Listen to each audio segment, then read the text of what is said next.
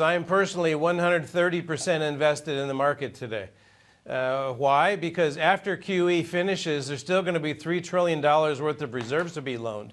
But the real story is that the loans are going through large banks, not small banks in the U.S. Large banks lend money to private equity firms, and they buy little companies that once borrowed money from small banks, but the small banks have died.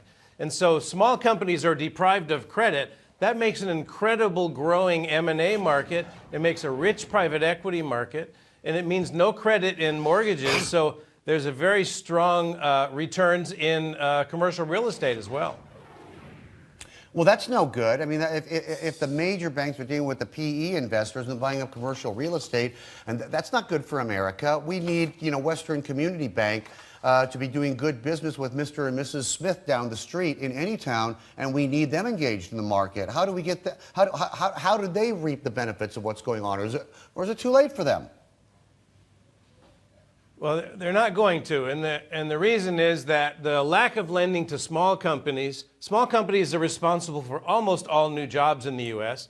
That makes the jobs numbers continually soft and the growth numbers soft, and it makes the Fed continually stimulative. So the Fed keeps saying they're going to not raise rates, not raise rates, not raise rates. So you get a lousy Main Street and an exploding Wall Street.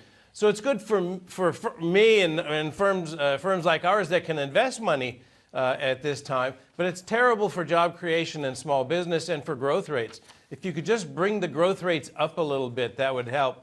But that would take removing the Dodd-Frank baggage from small banks so they can get back in business again, and that's not going to happen.